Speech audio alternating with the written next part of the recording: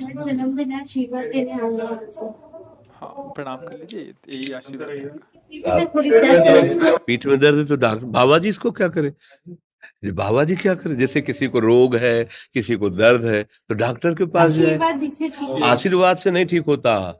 देखो बस वही समझ में नहीं आता, इसी भटकाओं में सब भटक रहे हो। कोई जंतुर बांधेगा, कोई आशीष, इसीलिए तुम सब अच्छे कर्म करो। पूर्व के पूर्व कर्मों के पाप से हमें दंड मिलता है। अच्छे कर्म करो, नाम जप करो, माता पिता की सेवा करो, सद्भाव से चलो। अभी ये कर्म नष्ट हो जाएंगे, किसी से जंतुर बंधवाने की जरूरत नहीं, किसी से आशीर्वाद मांगने की जरूरत है। अब नाम जप ना करो, खाओ मुर्गा मांस, पियो शराब, करो व्यभिचार करो, तो बाबा जी आशीर्वाद दे दे तो कोई आशीर्वाद काम नहीं करेगा। दुर्गति होगी यहाँ भी और वहां भी। हमारी बात समझो। हाँ, जरूर बुरा लगता है, सत्य विषय बुरा लगता है, पर अगर बच्चा सावधान हो जाओगे तो सुखी हो जाओगे। कोई भी हो, हम किसी एक के लिए बात नहीं करते, सबके लिए करते हैं। सब भागते हैं इस बात में कि बाबा जी आशीर्वाद दे, रोग रहित हो जाओ। कभी नहीं होगा, कभी नहीं होगा। तुम्हारे आचरण ठीक होंगे तब तुम्हारा सब काम बनेगा। हाँ देखो ना, खा रहे हैं जीवों को उबाल उबाल करके मांस, पी रहे हैं शराब, कर रहे हैं बेविचार, बुद्धि भ्रष्ट होगी और नष्ट होना पड़ेगा, क्योंकि आचरण गलत है। कोई आशीर्वाद किसी का काम नहीं करेगा।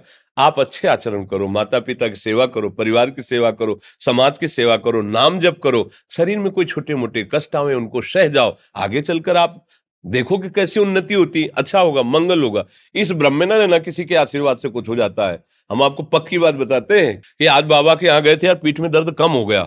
ये तुम्हारा पुण्य लग गया, पुण्य बन गया, तुम्हारा कर्म। तुम आए ना यहाँ, तो जो जो पाग आगे धरे कोटिन यज्ञ समान, साधु दर्शन के लिए भाव से आए तो तुम्हारा वो रोग नष्ट होगा, तुम्हारे कर्म से नष्ट हुआ। तुम सत्कर्म किए ना, उससे कर नष्ट हुआ। बात समझो बच्चा, आप हमारे घर के हो सब। आशीर्वाद देने से हम कई बार कहा कि अगर तुम सुखी हो जाओ तो हम किसी से न मिले, चुपचाप अपने कमरे में बैठे केवल आशीर्वाद देते रहे सबको। लेकिन नहीं सुखी होगे। सुखी होगे तुम अपने कर्म से।